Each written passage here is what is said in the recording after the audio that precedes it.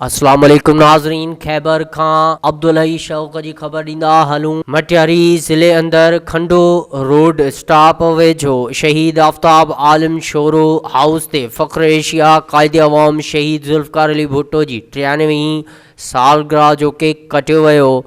Pakistan peoples party Matiari ज़िले सदर Ali Hussain Shah जामोट PP अगवान Shahnawaz Alam sorrow सिपाफ मरकज़ी नायब सदर मुजम्मिल खान मरी सिपाफ शहीद बेनज़ीराबाद डिवीज़न सदर खालिद गुल लिगारी मीर मुर्तज़ा शोरो मोहम्मद हाशिम जखरेजो सजाद अली खासकेली सहाफ़ी दीदार खुसो वडेरो हूंदल शोरो मोहम्मद खान बिरोही सहाफ़ी फ़िदा हुसैन सोलंगी शहबाज साहिवाल वडेरो मोहम्मद रहीम शोरो अमीर चौहान ऐं ॿियनि गॾिजी शहीद ज़ुल्फ़िकार अली भुट्टो जी सालगिरह जो केक काटियो।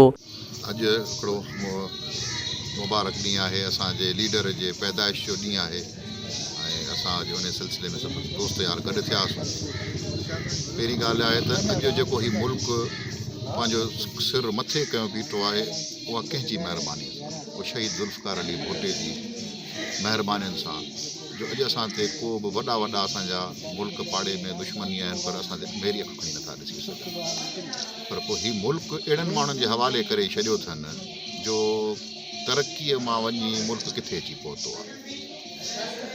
सो पहिरीं त मुल्क जे हालातनि खे ॾिसणो आहे ऐं जेका हींअर जिदोजहद हले पई ऐं उहो ई जेके दुश्मन अनासर अची वेही रहिया आहिनि, जेसिताईं इहा शइ ख़तमु न थींदी तेसिताईं को बि मसइलो हल न थींदो।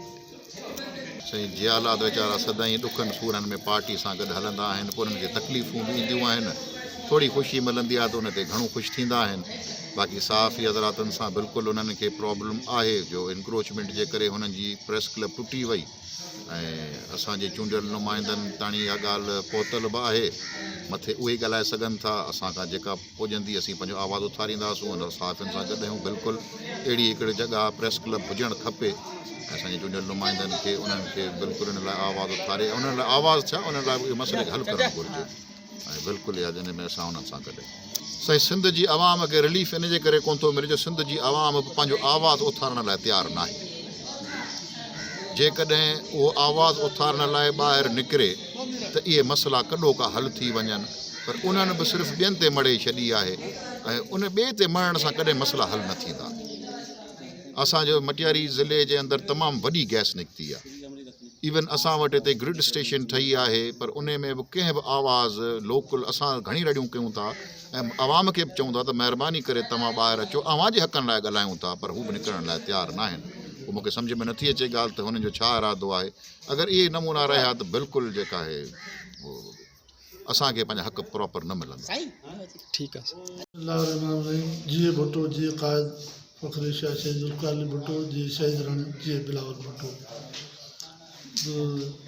अॼु असांजे हुन फ़ख्र एशिया शहीद ज़ुल्फ़िकार अली भुट्टो जेको एटमी कुवत जो बानी हो, असांजो क़ाइद हो, जंहिं असांजे सिंधी क़ौम न पर पूरे पाकिस्तान जो आवाज़ु रहियो। उन में जीअं इंडिया जे जेको 90,000 क़ैदी ॻाल्हियुनि जे ज़रिए छॾाइण, उन में हिकिड़ी अलाह ताला जे असांजे तरफ़ां रहबर हो, पर उन में असांखे फ़ख्रु आहे, असां उनजा मेंबर आहियूं, कारकुन आहियूं, वर्कर आहियूं।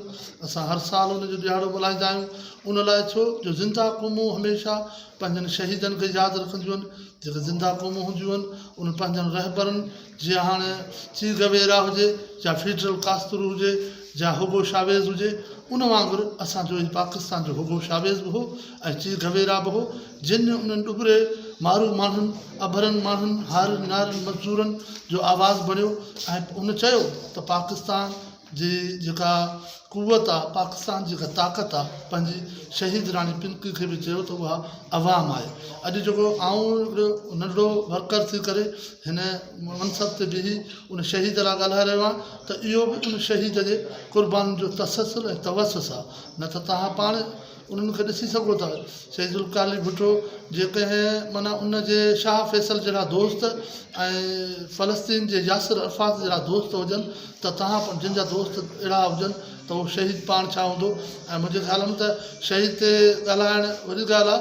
असां नंढा लफ़्ज़ चवंदा आहियूं त सलाम शहीद ज़ुल्फ़िकार अली भुट्टो। ठीकु आहे साईं। उन मौके ते पीपी मटियारी ज़िले जे सदर सैयद अली हुसैन शाह ॼामोट सहाफ़ियुनि सां ॻाल्हाईंदे चयो त असांखे हिन मुल्क जे आईन जो ठहराउ पेश करे असांखे आज़ादु मुल्क ॾिनो वियो, पर हिन वक़्तु असांजो मुल्क अहिड़नि अॻुवाणनि जे हथ में आहे जो मुल्क में बेरोज़गारी ऐं महांगाईअ खां सवाइ कुझु बि न ॾिनो आहे। उन लाइ असांखे पंहिंजे हक़ जो आवाज़ उथारणु घुर्जे। जीअं त मटियारीअ जो सहाफ़ी ज़मीर हुसैन ख़ासकली इंक्रोचमेंट जे सबबु प्रेस क्लब मटियारी जे ऑफिस जे ड्रहण करे एहतजाजन फुटपाथ ते वेठो आहे। असां उन बिल्डिंग जे ड्रहण जी सख़्तु लफ़्ज़नि में मुज़म्मत करियूं था, जॾहिं त साणस गॾु शाहनवाज़ आलम शोरो, ख़ालिद गुलगारी ऐं ॿियनि चयो त शहीद ज़ुल्फ़कार अली भुट्टो दुनिया जो अज़ीम लीडर हो जंहिं पाकिस्तान खे एटम बम सां नवाज़ियो ऐं मुल्क जे अवाम खे शऊर ॾिनो। अॼु शहीद ज़ुल्फ़कार अली भुट्टो ज़िंदा हुजे हा त पाकिस्तान जो बचो बचो रोज़गार सां नवाज़ियल हुजे हा ऐं मुल्क मईशत सां मालामाल हुजे हा। खंडो वेझो शहीद आफ्ताब आम शोरो हाउस ते मल्हायल शहीद ज़ुल्फ़कार अली भुट्टो जी 93वीं सालगिरह तक़रीब में Pakistan peoples party Sindh, peoples student federation सिपाप, पाकिस्तान पीपल्स पार्टी यूथ जे अॻुवाणनि ऐं वर्करनि शिरकत कई।